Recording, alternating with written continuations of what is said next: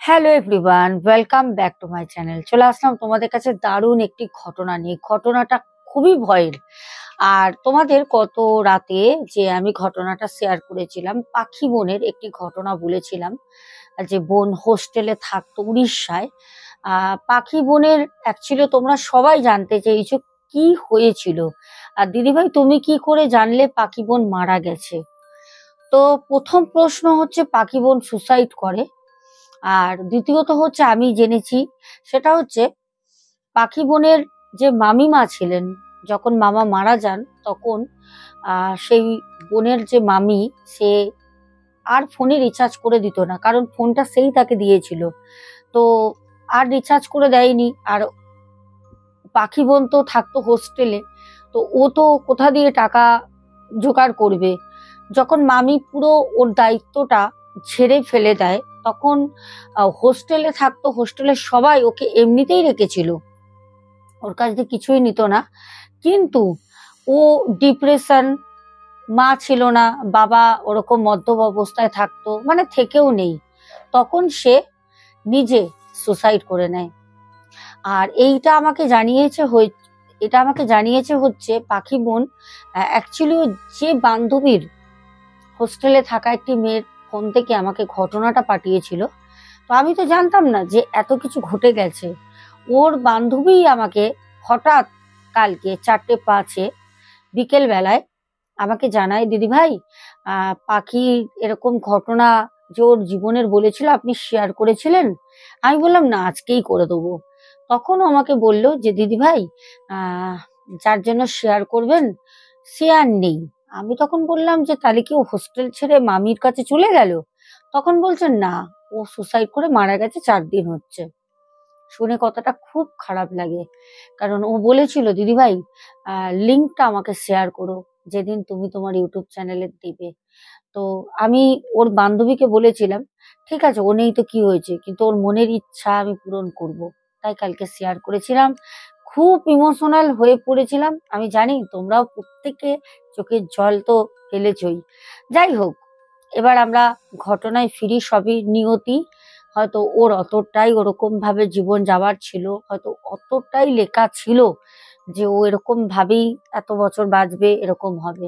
সবই তো আগে থেকে নির্ধারিত করা থাকে, আমরা সেটা বুঝি না। যাই হোক, তো চলো এবার আমরা আজকের ঘটনায় ফিরি। সবাইকে বলবো একটা করে লাইক করে দাও, যারা এখনো পর্যন্ত ভালোবেসে চ্যানেলটিকে সাবস্ক্রাইব করোনি তারা তারিখ করে নাও। আর আজকের ঘটনাটা জাস্ট ফাটাফাটি হবে। সবাই যে যেখান থেকে আজকের ঘটনা শুনছো, আমি তোমাদের বলবো সবাই তোমরা কমেন্ট তো করবে, তোমাদের মতামত রাখবে, সাথে কিন্তু জায়গার নামটা লিখে দেবে, কে কোথা থেকে ঘটনাটা শুনছো।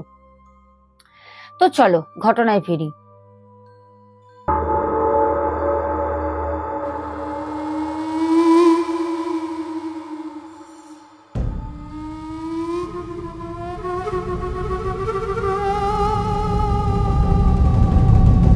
রতন ভৌমিক। রতন দাদাভাই বলেন, আমার বাড়ি হচ্ছে বর্ধমান। দিদি ভাই, প্রথম একটা প্রশ্ন আপনাকে করি, তারপর ঘটনাটা বলবো। আমাদের রতন দাদাভাই যেরম ভাবে ঘটনাটা বলেন, ঠিক ভাবো আমি রতন দাদাভাইয়ের মতো করে তোমাদের সাথে শেয়ার করছি। খুব ভালো করে শুনবে আর বুঝবে। রতন দাদাভাই বলেন, ম্যাডাম, আমার কাছে প্রশ্ন হচ্ছে, আমরা যেই ধর্মেরই হই না কেন, হিন্দু হই মুসলিম হই, যেই ধর্মের হই না কেন, আমরা মারা গেলে কেউ আগুনে পুড়িয়ে দেয় হিন্দু ধর্মশাস্ত্র মতে, আর ইসলামিক ধর্মশাস্ত্র মতে মাটিতে দেয়। আমি দুটো এখানে ধর্মকে তুলে ধরলাম। শ্মশান কবরস্থান, দিদি ভাই, অনেকেই বলে যে শ্মশানের থেকে কবরস্থান নাকি খুব পবিত্র, মানে ভূত প্রেত আত্মা তো দু জায়গাতেই থাকে, এটা কি ঠিক? তাহলে আমি তোমাদের আজকে এই প্রশ্নের উত্তরটা ঘটনার একদম শেষে দেব। ঘটনাটা শোনো। দাদা ভাইয়ের একটা অভিজ্ঞতা বলার পর আমি একটা অভিজ্ঞতা আমার নিজের কানে শোনা তোমাদের বলবো, সাথে থাকো। রতন দাদাভাই বলেন, আমার এক বন্ধু আছে, ও হচ্ছে মুসলিম, একটা মুসলমান ছেলে, খুব ভালো। ওদের বাড়িতে যত পরব হয় প্রত্যেকটা পরবে কেউ থাকুক না থাকুক আমি কিন্তু প্রেজেন্ট থাকি। আমার সেই বন্ধুটা বলে, তোদের হিন্দুদের শ্মশানের থেকে মুসলিমদের কবরস্থান অনেক পবিত্র। তো এই নিয়ে ওর সাথে আমার বহুবার তর্ক বিতর্কে আমরা দুজন জড়িয়ে যাই, ঝগড়া হয়, মাঝখানে কথাও বন্ধ হয়ে যায়। বন্ধু তো আবার ঠিকও হয়ে যায়। দিদি ভাই, আমি একটা ঘটনা বলি। যখন ওর সাথে আমার ঝগড়া হয়নি, তখন ওরই পাশের বাড়ির এক চাচা, ওই ৭৭ বছর বয়স হয়েছিল, চাচা চুল দাড়ি গোপ কাটতেন, আসলে নাপিত ছিলেন। তো ওই চাচা মারা যান।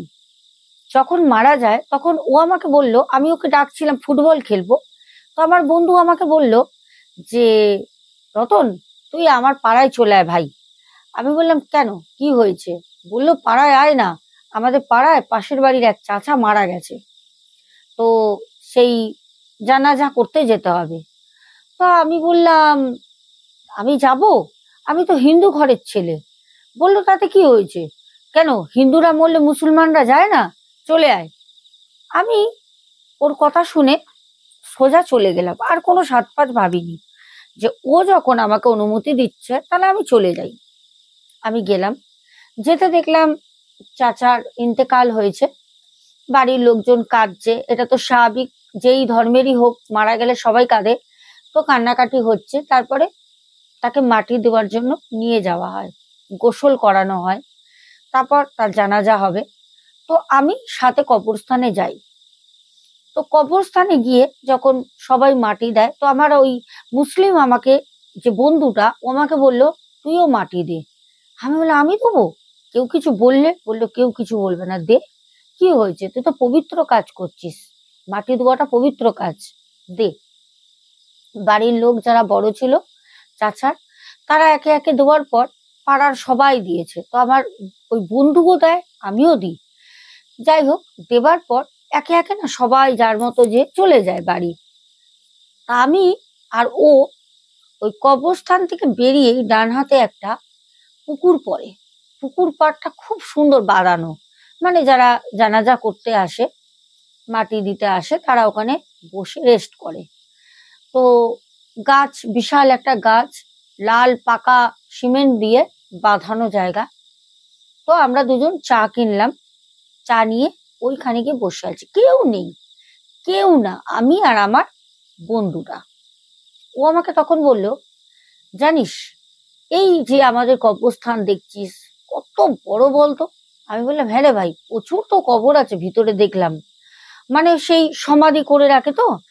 বলছে হ্যাঁ রে ভাই, অনেক আছে, যারা একটু মধ্যবিত্ত তারা তো সমাধি করতে পারে না, যারা বড় লোক তারা সমাধি করে বাঁধিয়ে দেয়।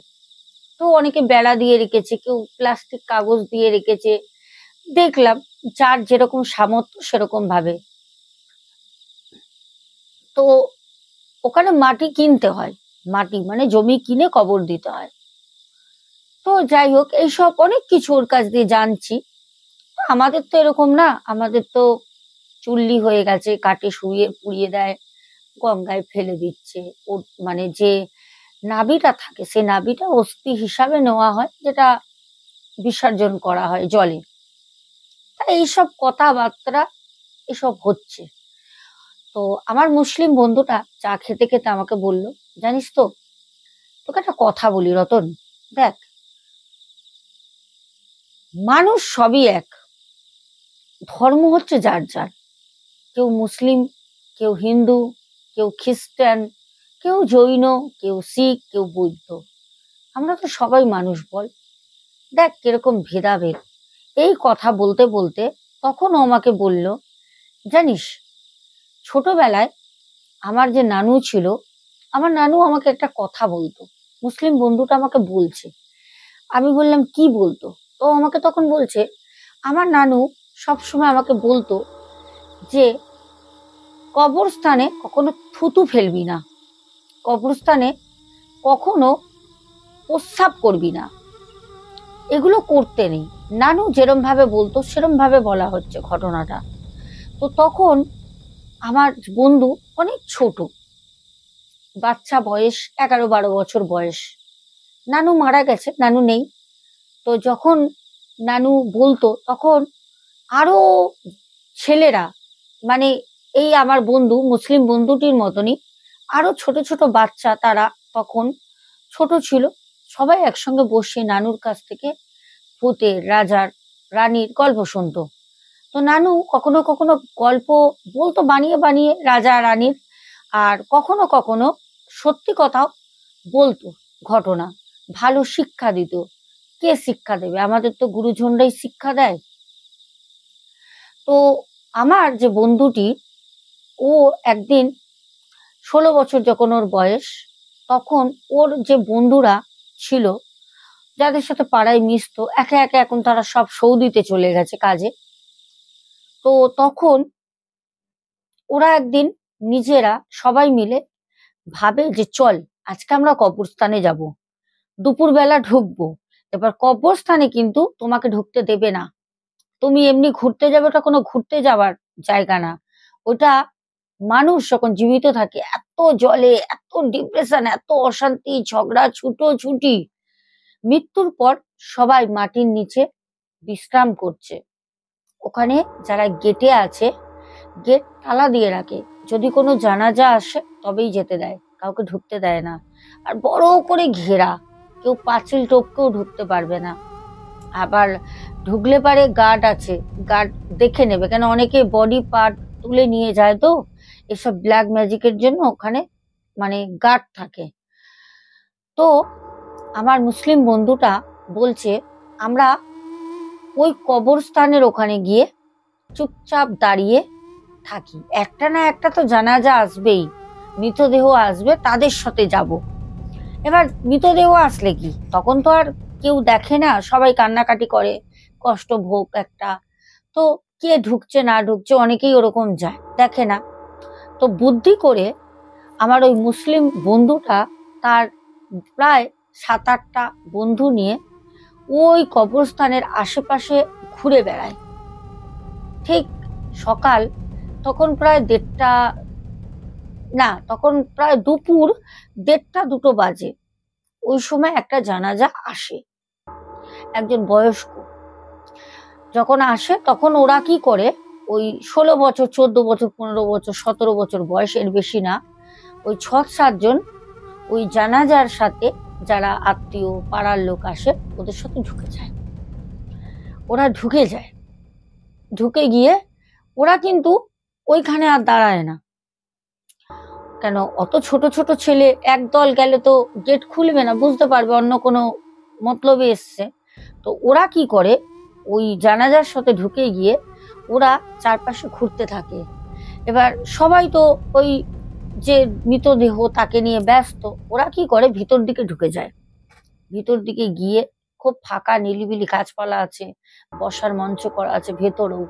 তারপরে কবরস্থানের সামনে সামনে বসে যে প্রার্থনা করে, ফুল দেয়, সব করা রয়েছে, একদম সুন্দর করে সমাধি। ওখানে ওরা বসে, ওখানে বসে যখন জানাজা হয়ে যায় সবাই বেরিয়ে চলে যায়, তো ওরা ভিতরে থেকে যায়। এবার গেটের লোক চেঞ্জ হয়, ওই কবরস্থানের গেটে মানে ডিউটি লোক চেঞ্জ হয়ে যায়। এবার ওরা আর বেরোতে পারে না, 6-7 জন ওই কবরস্থানে আটকে যায়। আমাকে বলে, ম্যাডাম, আমার যে বন্ধুর অভিজ্ঞতা, মানে ছোটবেলায় আমরা তো ওরকম অনেক কিছুই জানি, করতে নেই, তবুও আমরা অনেক কিছুই করি। বলছে আমার ওই বন্ধু আর তার 6-7টা বন্ধু মিলে ওই কবরের সমাধি আছে একটা পেছন দিকে, ওই উঁচু মতো, ওইখানে বসে থাকে, সব বসে থাকে। তো আমার এই বন্ধু কি করেছে, জানে যে থুতু ফেলতে নেই, বাথরুম করতে নেই, তারপরেও ওর খুব জোরে বাথরুম পায়, ও তাও চেপে বসে থাকে। দেখে ওদের মধ্যেই একটি বন্ধু সে কবরের পাশে নেমে গিয়ে বাথরুম করছে, কবরের মধ্যে না কিন্তু দেয়ালের গায়ে, মানে পুরো ঘেরা যেটা। তো ওই দেখে একে একে ওরা 4-5 জনই ওখানে বাথরুম করে ধারে দেয়ালের গায়ে। তার পাশেই ছিল বড় কবরস্থানে। তো ওরা বসে থাকে, এবার ওরা তো বেরোতে পারছে না, বেরোবে কি করে বাইরে? ওরা তো বেরোতে গেলে কেস খেয়ে যাবে, বেরোতে পারবে না, মারধর করবে। ওখানে যারা বসে রয়েছে বলবে তোরা কখন ঢুকেছিস, কি করছিলিস, কি ব্যাপার। ওরা তখন আবারও অপেক্ষা করে যে কোনো যদি মৃতদেহ আবার আসে, কোনো জানাজা আসলে তার সাথে আমরা ঢুকেছি যেন বেরিয়ে যাব। বসে বসে বসে বসে যখন হালকা হালকা অন্ধকার হচ্ছে তখন একটা জানাজা আসছে লাইট টাইট ধরিয়ে। তখন ওরা ধারে ধারে ছিল, ওই জানাজার মধ্যে যে মৃতদেহ আসে তার যে আত্মীয় পরিজন পাড়ার লোক প্রচুর আসে, প্রচুর, তার মধ্যে ওরা ঢুকে যায়, দিয়ে ওরা বাইরে বেরিয়ে যায়। আর কেউ কাউকে লক্ষ্য করেনি। এইবার সবাই বাড়ি চলে যায় যে যার মতো। আমার মুসলিম বন্ধুটা বলে বাড়ি যেতে যেতেই ওর হঠাৎ বিছানায় যখন বসে আছে, তখন ওদের বাড়িটা মাটির ছিল, আর মানে ঘরের মেঝে ছিল মাটির, উপরে ছাউনি ছিল খড় দিয়ে, বেড়া দিয়ে আর অর্ধেক মাটি দিয়ে ওদের বাড়িটা গাঁথা ছিল। আর তখন ওই সময় মানে সেরকম তো লাইটের খুব একটা ব্যবস্থা ছিল না, এত বড় বড় লাইট এলইডি এসব পাওয়া যেত না। একটা বাল্ব লাইট ঘরে জ্বলছে। ও বাড়িতে গিয়ে খুব কান্নাকাটি করছে। ওর নানু বলছে ক্যা হুয়া, দিন ভর কাহা থা? তখন বলছে नानू मैं खेल रहा था बाहर एक माने दोस्त के घर में। तो नानू बोलছে ठीक है क्या हुआ, रो रहा है क्यों? তখন মুসলিম, ওরা তো হিন্দিতে কথা বলে, তো মুসলিম তখন বন্ধুটা বলছে যে नानू मैं एक गलत काम किया आज, तो मैं बोलूंगी तो डांटोगे या मारोगे तो नहीं? तो नानू बोल नहीं नहीं, बोल क्या हुआ बेटा, क्या हुआ, बोल मुझे बोल, मैं तेरा पापा मम्मी किसी को नहीं बताऊंगी, बोल। তখন ও নানুকে বলে, কারণ ওর শরীর ব্যথায় ও থাকতে পারছে না, ওর পা দুটো না এরকম করে কাঁপছে, পা দুটো খাটে রেখেছে কাঁপছে। নানুও দেখে বিষয়টা কি, তখন ও নানুকে বলে নানু এরকম এরকম ব্যাপার। নানু বলছে কেন গেছিলিস, বারণ করেছিলাম না, কেন গেছিলিস, তাহলে তোর হাওয়া বাতাস লেগে গেছে। নানু কি করে, ছুটে, মুসলমান তো, ছুটে যায় মাজারে, মাজারে গিয়ে ওখানে একজন বয়স্ক মৌলবীকে বাড়িতে নিয়ে আসে বলে। নানুর আর কি কথা বলে, বন্ধু বন্ধু মতো হয়। তো সে তখন এসে নানুকে বলে আপনার যে নাতি খুব বাজে গুনাহ কাজ করেছে। তখন বলছে কি করেছে? বলছে ও কবরে বাথরুম করেছে। তখন বলছে না, ওকে তো আমি অনেক ছোটবেলায় এসব শিক্ষা দিয়েছি, ও করবেই না। তখন তো গায়ে জ্বর এসে গেছে আমার বন্ধুর, তখন ওর তো 16 বছর বয়স। ওকে বলছে কিরে তুই বাথরুম করেছিস, বল বল বেটা বল। চোখ খুলতে পারছে না, চোখ লাল। বলছে বল বেটা বল, ক্যা হুয়া था तेरे साथ, वहां पर तूने क्या क्या किया, बोल। তখন বলছে যে हाँ नानू वहां पर मैं बाथरूम किया था, लेकिन जो दीवाल है उसके पास मैंने किसी কবরের মানে কোনো কবরের উপর করিনি। তখন সে মৌলবী বলছে হ্যাঁ ও কোনো কবরে করেনি, কিন্তু ও ধারে করেছে, কিন্তু ও যখন বাথরুম করেছে সেই যে বাথরুম ছিটিয়ে এসে ওই বড় কবরটায় লেগেছে। আর বড় কবরটার গায়ে ও শুধু একা বাথরুম করেনি, যারা যারা করেছে, আর ওই সময় ফোন ছিল না। তো নানু তখন সাথে সাথে যে আমার বন্ধুর বাবাকে যারা যারা ছিল তাদের বাড়িতে পাঠায়। সবার শরীর খারাপ, সবার জ্বর। তখন ওই মৌলবীকে নিয়ে আমার নানু সবার বাড়ি বাড়ি গিয়ে সবাইকে মাদুলি দিয়ে ঝাড়িয়ে দেয়, জল পড়া তেল পড়া বাড়িতে দিয়ে দেয়। তো সবাই আবার আস্তে আস্তে ভালো হয়ে যায় 2-3 দিনে, কারো 2 দিন, কারো পরের দিন ঠিক হয়ে যায়, কারো 3-4 দিনে সুস্থ হয়ে যায়। তো এই ঘটনাটা আমাকে রতন দাদাভাই শেয়ার করেন, তার মুসলিম বন্ধুর একটা অভিজ্ঞতা। এবার উনি বলেন যে আমাদেরও হিন্দুদের কবরস্থানে এরকম অনেক ঘটনা আমি তোমাদের সাথে শেয়ার করেছি। মরা পোড়াতে গিয়ে মরা উঠে দাঁড়িয়ে পড়েছে, বসে পড়েছে, এটা কাটে পোড়ানোর টানে হয়। আবার এরকমও হয়েছে যে যাকে পুড়াতে গেছে সে পেছনে দাঁড়িয়ে কথা বলছে, এরকমও আমি ঘটনা বলেছি যে সে মরে গেছে, তাকে পোড়ানো হচ্ছে, জ্বালানো হচ্ছে, কিন্তু সে জীবিত তাদের কাছে এসে দাঁড়িয়ে রয়েছে। সেও দেখছে তাদের মধ্যে আমার দেহ পোড়ানো হচ্ছে, তার আত্মাটা। তো এরকম অনেক ঘটনা আমি বলেছি, খারাপ ভালো, পেছনে চলে এসছে, পেছন ঘুরে তাকিয়েছে। শ্মশানে গেলে হিন্দুদের কখনোই মৃতদেহ পুড়িয়ে পেছনে তাকাতে নেই, সোজা বাড়ি চলে আসো। কারণ মৃতদেহটা বাড়ি থেকে ওই দেহটা নেবার জন্য বা পাওয়ার জন্য পেছনে পেছনে ছুটতে ছুটতে শ্মশান পর্যন্ত যায়। যখন তাকে কাঠের মধ্যে শোয়ানো হয় বা চুল্লিতে দেওয়া হয়, তখন সে আত্মাটা আকুতি বিকুতি করে সবার কাছে কাঁদে, আমাকে দিস না, আমাকে পুড়াস না, আমার দেহটা পুড়াস না, আমাকে পুড়াস না বলে। কিন্তু তার দেহ পুড়িয়ে দেওয়ার পর সেই আত্মাটা দাঁড়িয়ে থাকে শ্মশানে। এটা কিন্তু প্রমাণও হয়েছে, এর আগে একটা ঘটনা আমি বলেছিলাম। এরকম দাঁড়িয়ে থাকে, যখন সবাই পুড়িয়ে যখন একে একে বাড়ির দিকে আসে দল বেঁধে, তখন সে কিন্তু ওই শ্মশানেই দাঁড়িয়ে থাকে, পেছনে আর আসে না। শ্মশানে দাঁড়িয়ে থাকে, কারণ তার দেহটা যে পুড়ে গেল, তার একটা ভালোবাসা, ভালো লাগা, তার শরীরের প্রতি টান। আমাদেরই গায়ে একটা ছ্যাক করে আগুন লাগলেও মা গো বাবা গো করি, আমাদের শরীরের প্রতি আমরা কতটা কেয়ার করি। আর তার শরীরটা পুড়িয়ে দিচ্ছে, সে ওখানেই দাঁড়িয়ে থাকে, আসতে পারে না, দাঁড়িয়ে দেখে। ওই সময় শ্মশান দিয়ে আসতে গিয়ে যদি কেউ পেছন ফিরে বলে, আহারে পুড়িয়ে দিলাম চলে গেল, আহারে ওর দেহটা ওখানে রয়ে গেল, অনেকে আছে না এরকম বলে, তখন সে আত্মাটা ভাবে এত পরিবারের মানুষের মধ্যে ওই আমাকে ভালোবাসতো, পুড়িয়ে সবাই আমাকে পেছন ফিরে চলে যাচ্ছে, কেউ দেখছে না, ও আমাকে মনে করেছে, তখন ওর সাথে চলে আসে।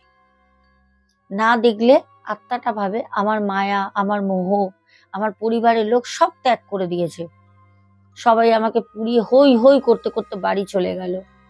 তখন আত্মাটা আর আসে না, এটা বাস্তব ঘটনা। তো সেখানে গিয়ে আমাদের ভাই বলে, দিদি ভাই এরকম তো আমরা অনেক শুনেছি, কিন্তু দিদি ভাই এই যে আমার মুসলিম বন্ধুটার অভিজ্ঞতা তোমাকে আজকে বললাম, এটা কিন্তু আমার মুসলিম বন্ধুটার সাথে ঘটেছিল যখন ওর 16 বছর বয়স, এখন ওর 42 বছর বয়স। কত ও ছোটবেলায়, অনেক বছর আগে।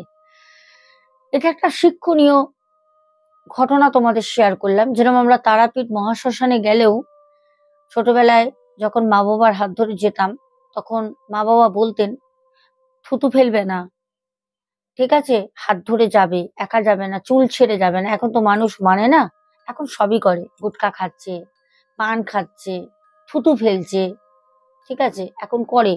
মানুষে পবিত্রতা জিনিস, সেটা মানুষই নষ্ট করে দিয়েছে। একটা জায়গায় পবিত্রতা বজায় মানুষকে রাখতে হয়, মানুষই কিন্তু সেটা শেষ করে দিচ্ছে। যাই হোক, এবার রতন দাদা ভাইয়ের ঘটনাটা ছেড়ে এবার আমার একটা অভিজ্ঞতা বলি, শোনো।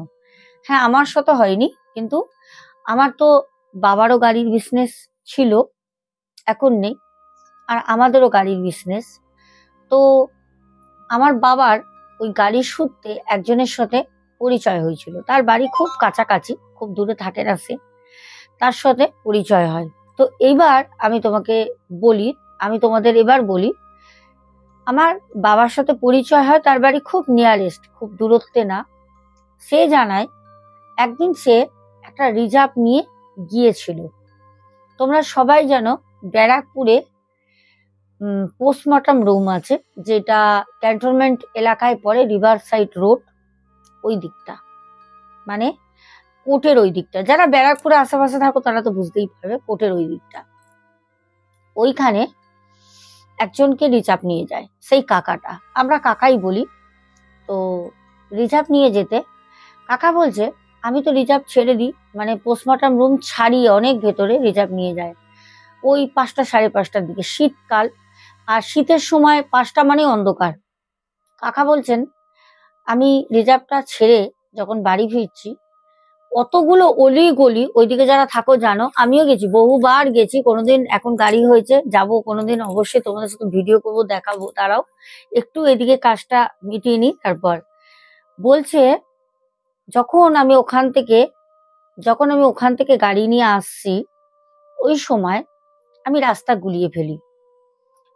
গুলিয়ে ফেলে ওইদিকে এতগুলোই অলি গলি একটা মোড়ের মাথা দিয়ে।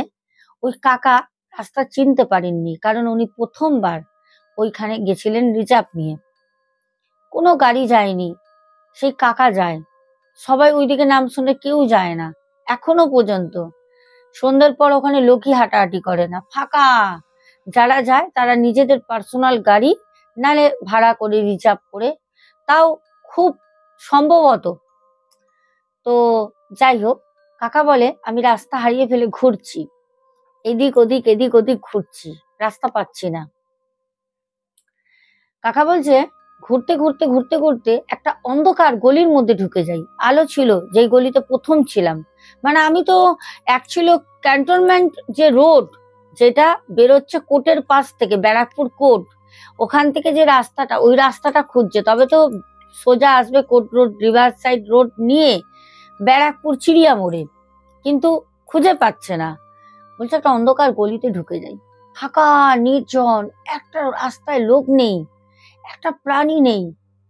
আমি অটোটা নিয়ে ঢুকঢুক ঢুকঢুক ঢুকঢুক ঢুকঢুক করে যাচ্ছি। আসলে আস্তে আস্তে চালাচ্ছি, বুঝতে পারছি না, যদি কাউকে দেখি তাহলে একটু সাহায্য চাইবো, যে কি করে বেরোবো রাস্তায়। মেন রোডে যেতে পারছি না, খুব আস্তে আস্তে যাচ্ছি। হঠাৎ একজন মহিলা, বরখা পরা, কালো রঙের, হঠাৎ বলছে, আমি হয়তো লক্ষ্য করিনি, চারপাশে চারপাশে এপাশ ওপাশে দেখছিলাম, হয়তো আমি লক্ষ্য করিনি। হঠাৎ একজন আমার সামনে এসে পড়ে। হঠাৎ সামনে এসে পড়তে তখন আহ আমি গাড়ির ব্রেকটা দিতে, আমাকে বউটা শুধু বলল যে আমি মাজারের ওখানে যাব, ওখানে মাজার আছে, একটা বড় মাজার, তো মাজারের ওখানে যাব। তা বলছে ঠিক আছে। তা কাকা তো মাজার চেনে না, তখন কাকা জিজ্ঞেস করেছে ঠিক আছে বসুন। কাকা ভেবেছে ওনাকে নিয়ে গিয়ে মাজারের কাছে ছাড়লে রাস্তাটা ওনার কাছে জেনে নেবো। কাকা আর কিছু বলেনি, জানে আমি ভুল রাস্তায় গেলে উনি তোমাকে রাস্তা বলেই দেবে, এইদিকে না ওইদিকে চলেন। তো কাকা ওনাকে নিয়ে যাচ্ছে। বলছে আমি যখন রাস্তা দিয়ে যাচ্ছি, একদিকে মাঠ, একদিকে জঙ্গল, পুরনো পুরনো কিছু বিল্ডিং, কোনো লোকজন নেই, বেশ গায়ে কাটা দিচ্ছে, জাঁকিয়ে শীত পড়েছে। ফাঁকা জায়গা তো ঠান্ডা লাগে বেশি, আর ওদিকে রিভার সাইড, প্রচন্ড ঠান্ডা লাগছে। কাকা সোয়েটার টুপি পরে আছে, বেশ ঠান্ডা। কাকা বলছে রাস্তায় শুধু ঝিঝি পোকার শব্দ ছাড়া একটা কুকুর মানুষ কারোর কথা নেই। কাকা একটা বাম্পার ছিল, রাস্তায় যে বাম্পার থাকে, ওই বাম্পারের মধ্যে যখন গাড়িটা উঠে জাস্ট ডবল বাম্পার একটা দিয়ে আর একটায় পড়ে, তখন ওই কাকা পেছনে তাকায়। কাজ থাকে তো সামনে অটোর, পেছনে দেখে কেউ নেই। কাকার সাথে সাথে রাস্তার মাঝখানে ব্রেক দিয়ে অটো নিয়ে দাঁড়িয়ে পড়ে। দাঁড়িয়ে অটো দিয়ে নেমে বলছে রে কোথায় গেল, হ্যাঁ বউটা কোথায় গেল, এ কি এক্ষুনি তো গাড়িতে উঠেছিল, আমি ভাবলাম ওনাকে জিজ্ঞেস করে যাব কোথায় গেল। কাকা ভাবলো হয়তো বউটা জার্কিং করেছে, ওখানে হয়তো নেমে গেছে। কিন্তু ওখানে নেমে গেলে তো কাকা ওখানেই রয়েছে, দেখতে তো পারবে, কিন্তু বউটাকে কাকা দেখতে পাইনি। কাকা মানে ভাবছে বাড়ি যাব কি করে, ঘুরছে, তখনও ঘুরছে। কাকা তখন ঘুরতে ঘুরতে ঘুরতে ঘুরতে ঘুরতে ঘুরতে বলছে কাকা সেই দিনের পর থেকে, কাকার অনেক বয়স হয়ে গেছে, প্রায় এই ঘটনাটা আজ থেকে 30 বছর আগেকারের কথা বলছি, কাকা কোনোদিন আজ পর্যন্ত ওই রোডে আর যায় না। কোনোদিন ওই কাকাকে দেখলে কোনোদিন তোমাদেরকে আমি পরিচয় করাবো, বলবো যে কাকা তোমার সাথে ঘটেছিল তো ঘটনাটা, বলবো। তো সেই কাকা আজ পর্যন্ত ওইদিকে যায় না। কাকা বলে আমি ভয়তে, মানে আমার হাত পা না এমনি ঠান্ডায় আরো ঠান্ডা হয়ে গেছে, আমি গাড়ির ধরতে পারছি না, গাড়ি চালাবো কি, ফাঁকা রাস্তা, ঢুকঢুক ঢুকঢুক করে আসছি, মানে কিছু বুঝতে পারছি না কি করব। তো হঠাৎ দেখি একটা রাস্তার মধ্যে দেখবো উঁচু উঁচু ওই জলের যে কি বলে ওগুলোকে, নিচে নিচে ড্রেন থাকে না, হোল কি একটা বলে আমার মনে পড়ছে না, ওইখানটা এরকম সিমেন্টের উঁচু করা একটা মুখ রয়েছে, যেগুলো খুলে নিচে ইয়েতে পরিষ্কার করে। আশা করি তোমরা বুঝলে, কমেন্টে বলো কি বলে ওইটা। তো ওইখানে লোকটা দাঁড়িয়ে রয়েছে, ঠিক যেরকম কালো রঙের মাথায় কাপড় বাঁধা থাকে, কালো রঙের দেখবে পুরো পোশাক পরে থাকে, হাতে পালক থাকে, বা হাতে মানে কি বলে খড়গ থাকে, এরকম কিছু থাকে, মৌলবী টাইপের একজন কাকার সামনে একদম লাইটের ওখানে দাঁড়িয়ে আছে। তখন কাকাকে সেই লোকটা 2 হাত দিয়ে এরকম করে দাঁড়াতে বলে। কাকা সামনে এসে দাঁড়ায়। কাকার প্রাণে একটুখানি হালকা বাতাস বয় যে একজনকে পেয়েছি। পুরো নিঃস্ব মানব প্রাণী, নিঃস্ব একটা রাস্তা, খালি শুনশান, শুধু বড় বড় গাছ, পাকা কালো পিচের রাস্তা। ওটা তো আর্মি এলাকা, ওই দিকটা সবসময় টিপটপ। তো তখন ওই যে কাকা অটো থেকে মুখ বাড়িয়ে তখন ওনাকে বলে, বাবা আমি না রাস্তা ভুলে গেছি, আমি বিকেল 5:30 6টা দিয়ে আমি একই রাস্তায় ঘুরছি বাবা, আমাকে একটু পথ বলে দেবেন, আমি মেন রোডটায় বেরোবো, কোর্টের পাশ দিয়ে যে রাস্তাটা গেছে চিড়িয়া মোড়ের দিকে। তখন ওই বাবা, আমি বলছি তোমরা বিশ্বাস করো, আমার ঘা কাটা কাটা দিচ্ছে, জুম করে দেখে নাও। হ্যাঁ, ওই বাবা তখন আহ ইশারায় বলে, ইশারা করে যে এই রাস্তা ধরে সোজা চলে যা, তাহলে রোড পেয়ে যাবি, মানে এই রাস্তা এরকম দেখাচ্ছে। তখন ওই কাকা বলছে, বাবা এই রাস্তা দিয়ে সোজা যাব? তখন মাথা নাড়ছে এরকম করে, বলছে বাবা এই রাস্তা দিয়ে সোজা গেলে আমি রোড পেয়ে যাব তো? তখন বলছে এরম করে, তুই যা, চলে যা। তারপর কাকা যখন ওই যে উঁচু জায়গাটা যেখানে ওই মৌলভী সাহেব দাঁড়িয়েছিলেন, তো কাকা যখন ওইখান থেকে মানে গাড়িটা এগিয়ে নিয়ে এসে কাকা না ওই লুকিং এ যখন ওইদিকে তাকায়, ওই আলোর ওখানটা তো উনি দাঁড়িয়েছিলেন, যখন লুকিং এ দেখছে ওখানে ওই যে মৌলভী যে বাবাটা ছিলেন উনি ওখানে নেই। কাকা প্রাণপণে মানে তখন 4th গিয়ার দিয়ে কাকা কোনো রকমে সোজা গাড়ি টানে। যখন গাড়ি টানে সোজা আসে তখন দেখছে যে হ্যাঁ, ওখানে আরো 2টো অটো রিক্সা সব বসে আছে। তখন কাকা ওইখানে গাড়িটা দাঁড় করিয়ে পুরো একদম মানে টুপি টুপি ঘেমে গেছে ভয়তে। কি হচ্ছে আমার সাথে? আগে কে ছিল খারাপ, এটা কি ভালো? নিশ্চয়ই ভালো ছিল মৌলভী সাহেব, তবে তো রাস্তাটা দেখিয়ে দিয়েছে, তখন তো ঘুরছিল। কাকা ওখানে এসে বলে, আমি ওই শীতের সময় রাত তখন প্রায় 9:30 10টা বাজে, এতক্ষণ ধরে ঘুরছে একটা মানুষ, ভাবো পথ পাচ্ছে না। বলছে আমি ওই টুপি টুপি খুলে মাথা ধোয়ে মুখে জল দেয়, লোকে হা করে দেখছে। একজন বলছে, দাদা নেশা করেছেন নাকি, মাথায় উঠে গেছে? বলছে না দাদা, আমি কোনো নেশা করি না। ওই কাকা সত্যি কোনো নেশা করে না, এখন একটু খৈনি খায়। হ্যাঁ, বলছে আমি কোনো নেশা করি না, আমি রাস্তা ভুলে গেছিলাম। বলছে কোথায় গেছিলেন, মানে হিন্দিতে বলছে। তখন ওই কাকা বলছে যে পোস্টমর্টম রুম আছে, পোস্টমর্টম রুমের ওই সোজা ওইদিকে একটা রিজার্ভ গেছিলাম, 5:30টায় ঢুকেছে কাকা, প্রায় 9:30টায় ওই রাস্তা ছেড়ে বেরিয়েছে। তখন বলছে আপকা কিসমত আচ্ছা হে जो आप किसी का मदद মানে মিলা তো আপ ইয়া পার আ চুকে না। বলছে না হলে এরকম নাকি ওখানে এখন হয় না, এখন তো লোকবসতি অনেক হয়েছে, তবুও ফাঁকা থাকে ওই রাস্তাটা, অন্য জায়গায় আর হারাবে না। আগে তো 30 বছর আগের কথা, মানে বুঝতে পারছো তো, তখন তো এত বাড়ি ঘর ছিল না, ফাঁকা ফাঁকা। ওইদিকে ওই পোস্টমর্টম রুমের জন্য কেউ বাড়ি কিনতো না, যেত না ভাড়া। তো বলছে এখানে এরকমও হয়েছে, মানে সকালবেলা দেখা গেছে দিনের আলোতে যে এরকম বডি পড়ে আছে। হঠাৎ পোস্টমর্টম হয়েছে তো অনেক শনাক্ত হয়েছে, কোনোটা শনাক্ত হয়নি। তো জানতে পেরেছে যে হার্ট অ্যাটাক করে মারা গেছে। হার্ট অ্যাটাক হয়েছে কি করতে, নিশ্চয়ই কোনো কিছু দেখেছে, নিশ্চয়ই আসছিল, নিশ্চয়ই কোনো ব্যাপার হবে। অনেক কেস এরকম আছে, দেখো যাদের সাথে ঘটে তারাই জানে। এই যে ঘটনাটা বললাম, এইটা এই অটো চালক কাকাটার নিজের ঘটনা। কাকা বলেছিল এই ঘটনাটা আমি শুনেছিলাম, কাকা বলেছিল যে আমার সাথে 30 বছর আগে ঘটে। আর এই ঘটনাটা আজকে বলেনি কাকা, প্রায় 5-7 বছর আগে ঘটনাটা বলা, তখন আমার চ্যানেল ছিল না। তো যাই হোক, এবার আমরা যাব কমেন্টে। দুটো ঘটনা কেমন লাগলো অবশ্যই বলো। প্রথম কমেন্ট করেছো সুপর্ণা বোন, তারপরে পার্থ দাস। আজকে কিন্তু পার্থ দাস প্রথম হয়নি, আজকে সুপর্ণা প্রথম হয়ে গেছে, বাহ বাহ বাহ, মানে রেসারেসি ব্যাপার। আচ্ছা, তারপরে স্বপন রাউত, অ্যাঞ্জেলিনা সোরেন, পার্থ দাস, পরপর 3টে কমেন্ট করেছো। তারপরে অরূপ ভট্টাচার্যা বলেছো, দিদি আমি বড় মায়ের আশীর্বাদ চাই যাতে আমি পুরোপুরি সুস্থ থাকি, কি করতে হবে একটু বলবেন? আচ্ছা, প্রথমে আমাকে হোয়াটসঅ্যাপে একটা ডিএম করবেন, তারপর আপনার একটা ফটো পাঠাবেন, তারপর কথা হবে, ঠিক আছে? আমি অবশ্যই পাঠাবো। প্রদীপ দাস তারপর কমেন্ট করেছো, আহ অনুপম বিশ্বাস, পার্থ দাস, পরপর দুটো কমেন্ট করেছো, তারপর প্রীতি কমেন্ট করেছো, তারপর আবারও পার্থ দাস। আচ্ছা, তারপর কমেন্ট করেছো, আহ একটু দাঁড়াও, মানে নামটা অনেক বড়, হ্যাপি উইথ শিল্পা। আচ্ছা, শিল্পা বলেছো, দিদিভাই আমার বর 12 বছর ধরে চাকরি করছে, কোনো এস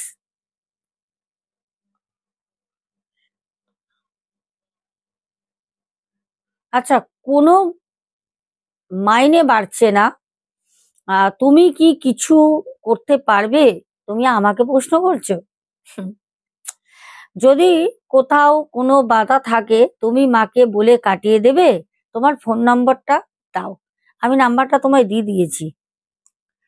দেখো, মনে যদি তোমার থাকে যে কাজ হবে, তবেই কাজ করবে আমার কাছে, কারণ আমার যে কাজ সেই কাজ স্বয়ং মা করেন, আমি করি না।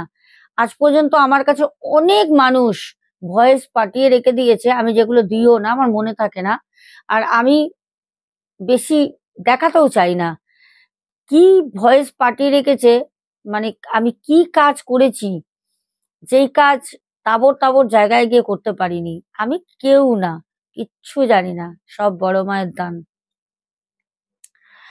আচ্ছা, তারপরে অনুপম বিশ্বাস কমেন্ট করেছো, শিল্পা বসু।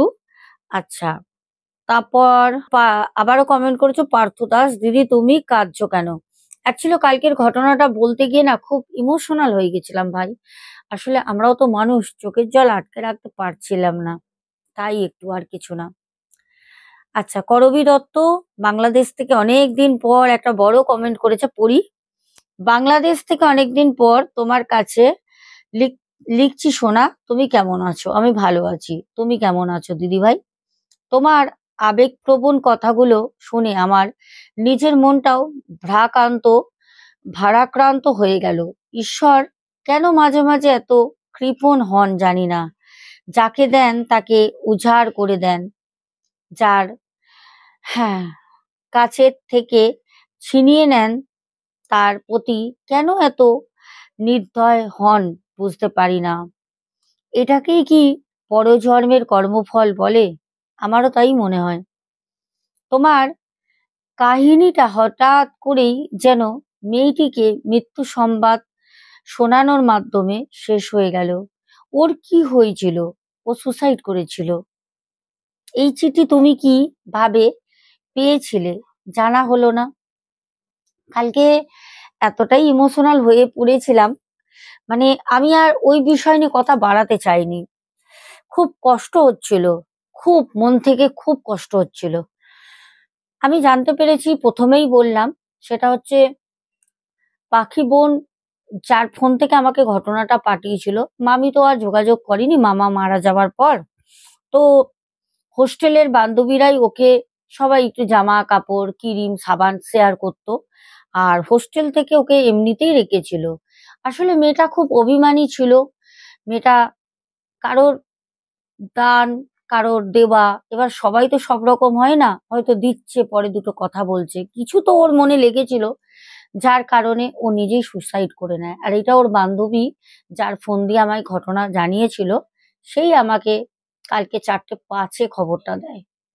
আর টুকু সাবারবাল, তারপর টক ভালোবাসি, তারপর আমাদের ভাস্কর ভাই, মামুনি গিয়েন, অনুপম বিশ্বাস, তারপরে অরূপ ভট্টাচার্য, টুকু সাবারওয়াল, ভাস্কর অধিকারী, স্বপ্না বাজাল দিদিভাই, পার্থ দাস, সন্তুর দুনিয়া, তারপর কমেন্ট করেছো মনিকা আগারওয়াল, তারপরে কমেন্ট করেছো অরূপ ভট্টাচার্য, আবারও কমেন্ট করেছো পুরোপুরি সুস্থ থাকি, কি করতে হবে একটু বলবেন? আমাকে হোয়াটসঅ্যাপে একটু যোগাযোগ করো, করে একটু ডিএম করো, আমি বলে দেবো। মৌয়া পাল, জলি হাজরা, সন্তুর দুনিয়া, তারপরে কমেন্ট করেছো মিম টক ভালোবাসি, আদিত্য চক্রবর্তী, হ্যাঁ, বসে পড়েছি আপনার ঘটনা শুনতে। আচ্ছা, অবশ্যই। হ্যাঁ, রাত হলে বেশিক্ষণ বসে শুনতে হবে না, ঘটনা শুয়ে শুনতে কিন্তু বেশি ভালো লাগে, কানের পাশে হালকা করে। আর যদি হয় হেডফোন, উফ, দারুণ দারুণ। মাঝে মাঝে তো আমারই ঘটনাগুলো আমি হেডফোন দিয়ে শুনি রাতে, আমি নিজেই বলি ও আচ্ছা, হ্যাঁ, হুম, আমি নিজেও কিন্তু আপনার মতো করি। আচ্ছা, তারপরে মণিদীপা ব্যানার্জি, কিউট দিশা ব্লগস, তারপরে সুতপা ব্যানার্জি কমেন্ট করেছো, শুভঙ্কর ঘোড়ই, রেখা অধিকারী, শিলা বেরা, তারপর কমেন্ট করেছো সুদীপ্ত ব্যানার্জি, শ্রাবণী হাজরা, প্যান্থার গেমিং বয়টি, নবনীতা কর, তারপর কমেন্ট করেছো অনেকদিন পর মাই সিম্পল লাইভ ভিলেজ, মাই সিম্পল ভিলেজ লাইভ, অদিতি, তারপর পার্থ দাস, পরপর 3টে কমেন্ট করেছো। তারপর শর্টস M7 কমেন্ট করেছো, রেখা অধিকারী, পিন্টু ঘোষ, টুকু সাবারওয়াল, সুকন্যা, তারপর শুভঙ্কর ঘোড়ই, সুমনা ভট্টাচার্যা, পার্থ দাস, লিপিকা বেরা দিদিভাই, রূপা দে, তারপর কমেন্ট করেছো অরূপ ভট্টাচার্যা, আবারও একটি কমেন্ট করেছো, তারপর টিনা ঘোষ, মামুনি গেন, জবা দেবী, সোমা দাস পরিবার থেকে, তারপর মিক্স ভিডিও কমেন্ট করেছো, লাভলি রয় কমেন্ট করেছো, খুব ভালো লাগলো। সত্যি কালকের ঘটনাটা প্রায় সবাই কেঁদেছে, সবাই। সুপর্ণা দাস, তারপর পার্থ দাস, ভাস্কর অধিকারী, কৌশিকী ঘোষ, সোনু কমেন্ট করেছো, পার্থ দাস, কিষাণু মান্না, তারপর পার্থ দাস, নীলিমা সিংহ, গঙ্গা বৈরাগী, ডালি দেবনাথ দিদিভাই, সুজাতা দাস, রেশমি ভট্টাচার্যা, সামিমা সামরোস, জয়শ্রী ঘোষ, মনিকা আগারওয়াল আবারও কমেন্ট করেছো। তো চলো সবার কমেন্ট গুলো পড়লাম। হ্যাঁ, একদম শেষে কমেন্ট করেছো, আমি প্রিন্ট করে দিয়েছিলাম। সেটা হচ্ছে বাবু বাবলু, আহ, বাবুল চৌধুরী, সরি, বাবুল, হ্যাঁ, বাবুল চৌধুরী, যে আমাকে দ্বিতীয় ঘটনাটা পাঠিয়েছিল, সে এখানে কমেন্টে বলেছে থ্যাংক ইউ সোনা দিদি ভাই আমার ঘটনাটা শেয়ার করার জন্য। উম, আর আমার বরের নাম বাবুল, আর আমার একটা ছেলেও আছে। লাভ ইউ দিদি ভাই, তোমার সাথে সাথে আমিও কেঁদে ফেললাম প্রথম ঘটনাটা শুনে। তো চলো, সবাইকে অনেক অনেক ভালোবাসা, সবাই খুব ভালো থেকো। আগামীকাল শনিবার, আমার যত ভাই আছে, বোন আছে, দাদা আছে, সবাইকে বলে দিলাম হ্যাপি রাক্ষা বন্ধন, শুভ রাখি বন্ধন। এটা শুধু ভাই বোনের জন্য না, এটা ভালোবাসার প্রতীক, সবাই সবার জন্য এটা পড়াতে পারে। মাকেও সন্তান পড়াতে পারে, সন্তানকে মা বাবাও পড়াতে পারে। তো এখনের মতো টাটা। সবার জন্য কিন্তু আমি রাখি বন্ধনের উইশ করে দিলাম। সবাই খুব ভালো থেকো, সাবধানে থেকো, বড় মায়ের নাম জপ করো সকাল বিকেল রাত, মা তোমাদেরকে সব সময়ের জন্য ভালো রাখবে। তো চলো, টাটা।